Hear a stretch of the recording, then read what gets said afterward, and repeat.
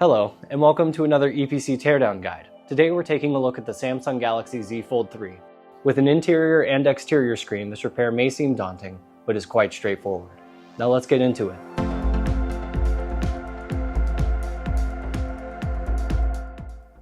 Okay, this is the Galaxy Z Fold 3.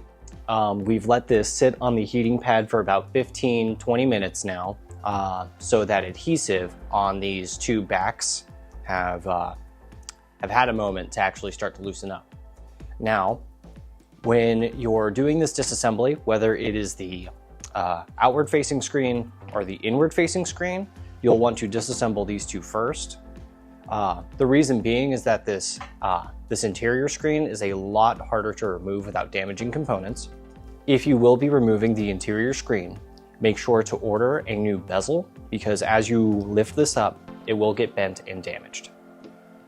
Now, starting right away, we'll get the back glass removed from the device. Okay, now that we have the isopropyl alcohol, we can begin. We'll start by adding it to that bezel here and giving it a moment to separate that adhesive from the housing. Now, as I work on this, at home this may be a little harder for you, but you'll just want to get that spudger or separator between the housing and that back glass. Once you do, what I like to use is a plastic playing card, because it's thin enough and flexible enough to remove that adhesive without damaging any components. So it's already starting to separate as I go around the device. That's great. You want to make sure that your separator isn't too deep into the device. We don't want to kink any ribbon cables. I'm just going to use a little bit more of that isopropyl to help get things moving. Now, where I see a lot of people damage their back glass, it's coming up soon. If it's not going to be the corners, it's going to be this bezel. Well, not bezel, but it's going to be this, you'll notice on your device, where the charge port meets the back glass, it raises up just a little bit. And if you're not expecting it, you can crack it. So just go ahead and get back between that housing. All right, now that I'm in, we'll get that plastic separator back in, start removing that adhesive again. Now, don't be afraid to reinsert your pick or whatever you're using every now and then. Just make sure that you're not going too deep, and if the tension is really high, just put it right back on that heating pad, because it's that tension that causes cracks, and we want to preserve this back glass as best as we can. Now that that's removed, you're going to want to be careful, because there's going to be some, looks like I didn't quite get the adhesive on this side open, but you're just going to want to be a little careful, because we don't want to break any ribbon cables as we lift this up. So boom, now that that's away, we'll remove that. And now we can see the first battery, and we'll get that disconnected once we have the other side removed. Again, we'll start on that same side closest to the hinge.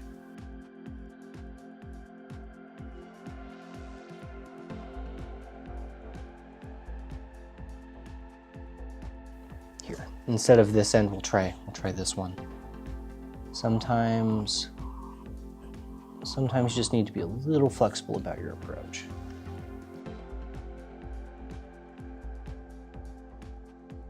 So the reason why you can have a little bit of extra trouble with the adhesive on this one is that it's not your typical adhesive. There's actually a mix of adhesive and foam, and that can make it a little trickier than most. You're going to want to apply plenty of pressure and really get in between that seal.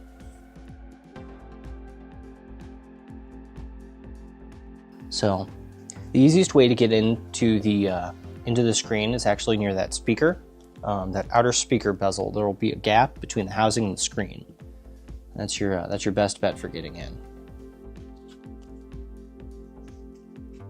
But you'll just want to be careful, because you don't want to damage that speaker. All right, we'll just go ahead and hold that one more time. Make sure that there's no resistance now. it's completely separated. It's hard to get the right angle while also showing you on the camera.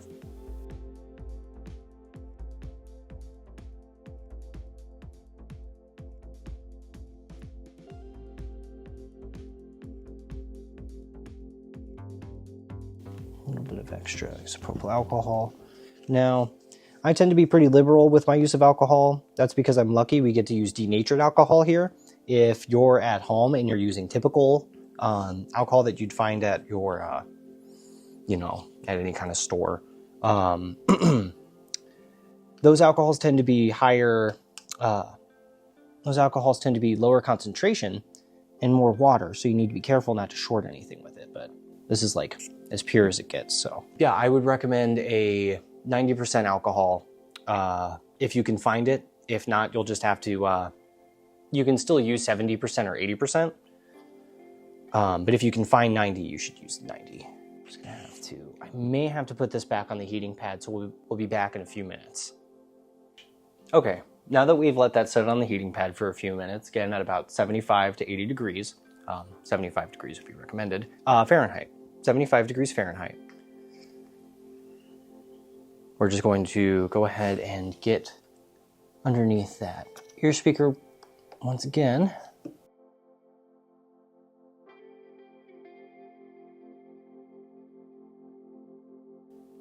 If you're doing this at home, what I would recommend is using multiple playing cards, because what that enables you to do is keep the adhesive separated as you go. So you can, in this case, if I had multiple, I'd keep this here and keep working down the device. But I shouldn't need to do that. I should be able to adjust and remove the rest of the adhesive. See, now that's coming up a lot nicer now that we've let it heat up. Can't go wrong with just letting it sit for a moment. Now, I've been asked beforehand why we have to be so careful with our temperatures, and the reason is if it gets too hot, not only can that damage things like your temperature sensor, but it can also damage the screen itself. Your LCD is particularly sensitive to heat, and if it gets too hot, it will damage the picture. All right, now that should lift away. You will want to be careful about the ribbon cable connecting the screen to the housing. You'll just need to keep that in mind as you lift so you don't tear it. And we're up. Okay, now that ribbon cable is going to be nearest the hinge on your right side. This, they give you a little bit of leeway so you can remove this bracket we'll get started on that now, to completely remove the screen.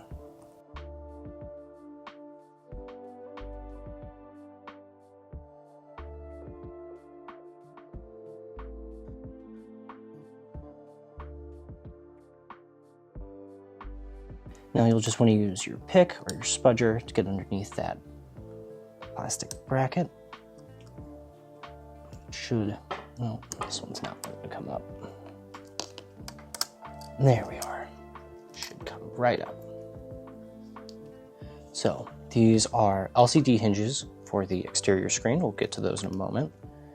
After we remove this here, this flex cable leading to the device, if you need a closer look, connects to the very bottom.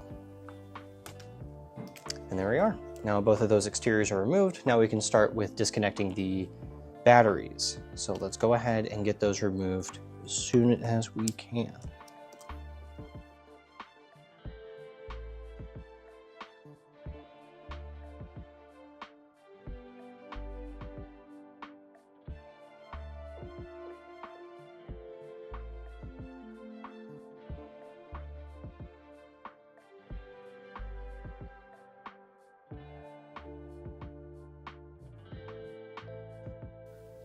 All right, now that all 8 of those screws have been removed, we can remove the shield and disconnect that first battery. Now we're going to jump to the other side and disconnect this side's battery.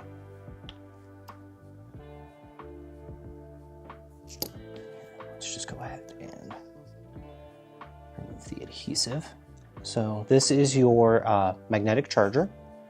This is what allows you to wirelessly charge your device. There's actually a coiled up piece of copper here. And we'll need to remove the 4 screws connecting this shield here. And we should be able to disconnect that battery. Here, let's connect that lower ribbon cable as well, just so we can remove it.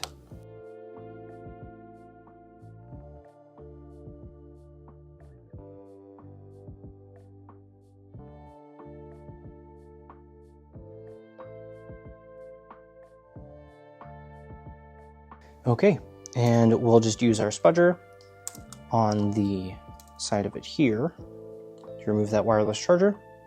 Now that that's removed, we can find so here is the flex cable for that battery. We'll disconnect that. And now we know that the device is completely safe to remove all of the other parts without worrying of shorting anything. So staying on the rear side, we'll go ahead and disconnect the LCD cable connecting to the main board and the hinge. We'll go ahead and remove this cable here, remove the shield.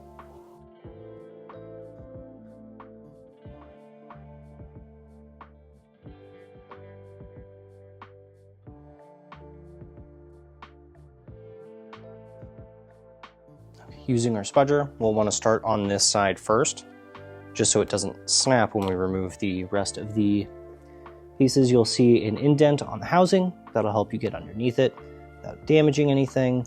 If my pick was a little stronger, I'd be able to. It's wanting to bend on me. So we'll start from the other end and just slowly make our way around. Ideally, you'd want to start with this, but it didn't want to, so we'll just be careful this time. Now we have exposed the 2 screws connecting the main board to the housing. We'll remove those. You can always differentiate the screws for the board and the screws for the brackets by the color. Luckily, there aren't any hidden screws laying around, so that's fantastic. We'll go ahead and move this camera. I always prefer to move them onto a microfiber cloth, just so we don't smudge up the lenses. So we'll go ahead and get underneath this housing after verifying that. Okay, now that those 6 flex cables on the upper half have been disconnected, we can start disconnecting everything on the lower half.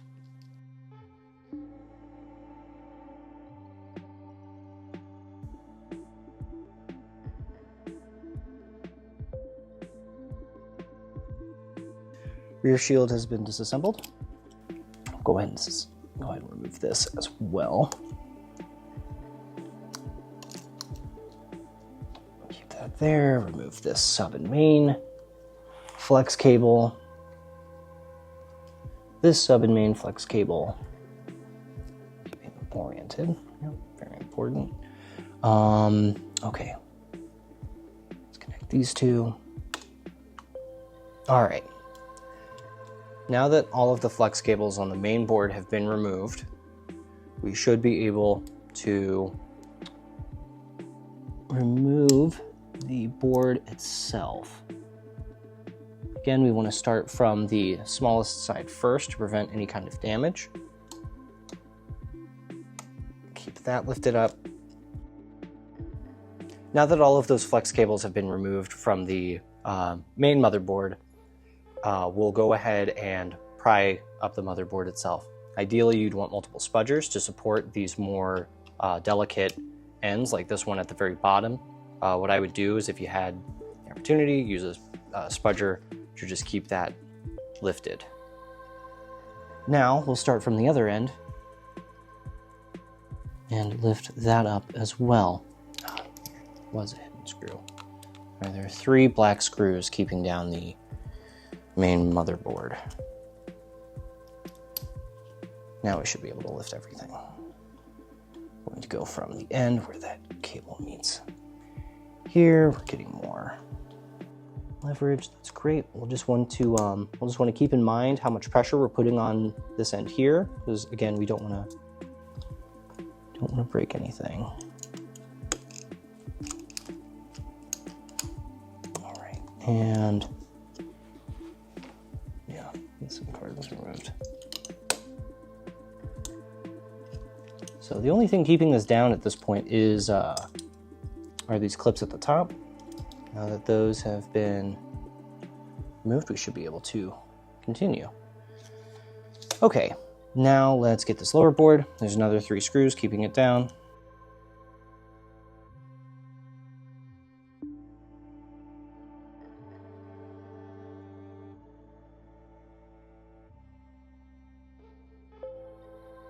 Removed. Now we have at the lower this is your taptic feedback. We'll remove that last after getting rid of these sensors here. So this connects to the very bottom through a flex cable. If it does separate, it's perfectly fine. Let's put it back together again. Now we'll remove these rear cameras. One more screw connecting the camera assembly to the frame. We'll remove that. It'll come right out. Again, we'll just want to make sure that we're not touching the lenses directly. Another sensor with an accompanying screw.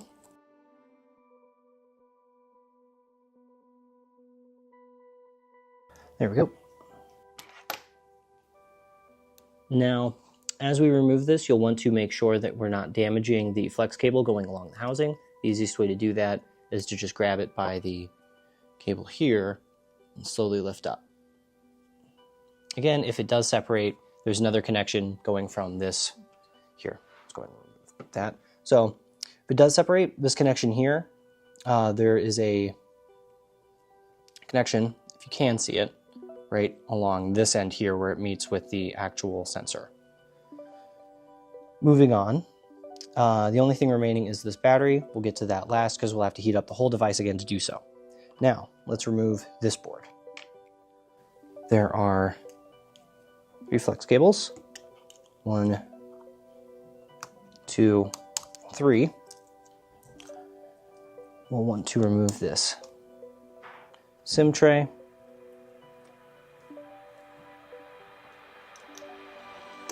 Just go ahead and pry up on the board here. You'll see that front-facing camera, rear-facing, front-facing camera through here. We'll just go ahead and move this, and it should lift right out as long as that.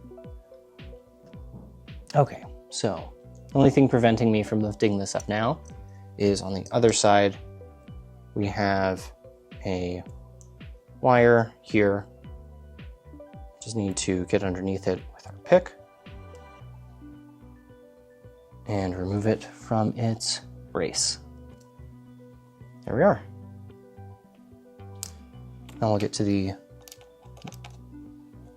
lower assembly.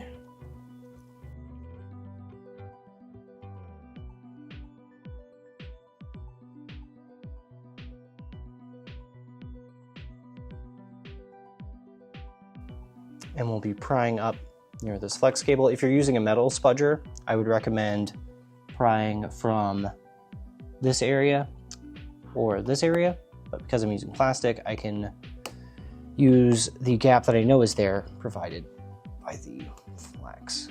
There we are. Now we have another ribbon cable going to the LCD here. This same wire that connected the main board. We'll just disconnect that. This sensor here. That should lift right out.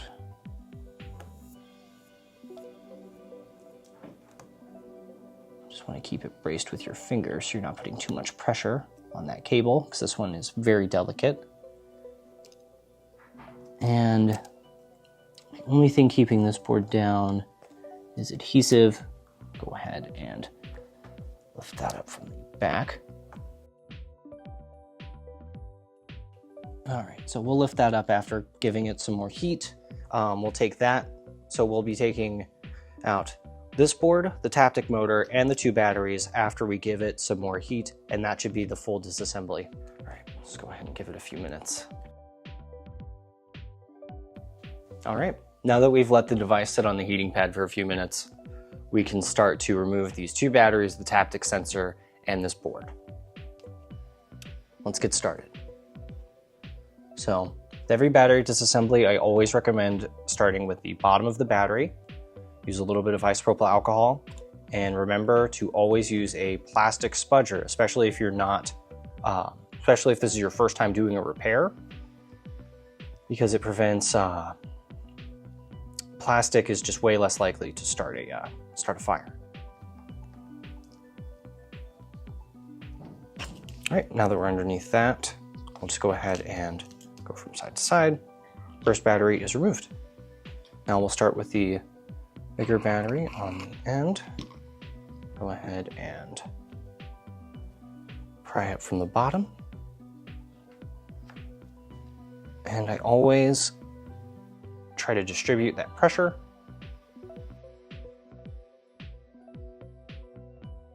Now, if it is being stubborn, what I always do is, aside from a little bit more alcohol, we like to tilt it up ever so slightly to let that alcohol seep down to the rest of the adhesive.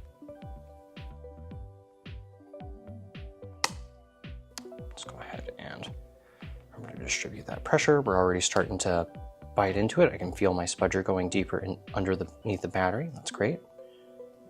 Because you are using plastic, you'll need to put a little bit more pressure than you'd expect. So, just because I'm starting to see this slowly deform, I'm going to change the approach a little bit. We're going to start from this side on the exterior. Just try to distribute that alcohol a little bit easier. Now, if a battery does start to deform, that's not entirely, that doesn't mean that your battery is ruined. What you want to prevent, however, are kinks in the battery. So if it is getting deformed, you don't want any sharp kinks. And you also don't want to, if it is starting to get deformed, you don't want to put the battery back in deformed. If you have bits of plastic, you can try to essentially just flatten it back out again. That would be my recommended. And not that these slight deformations affect the longevity of the battery. It's mostly to do with tight tolerances in the manufacturing of phones. If there are bumps, especially on the screen here, you might see that on the LCD. Okay.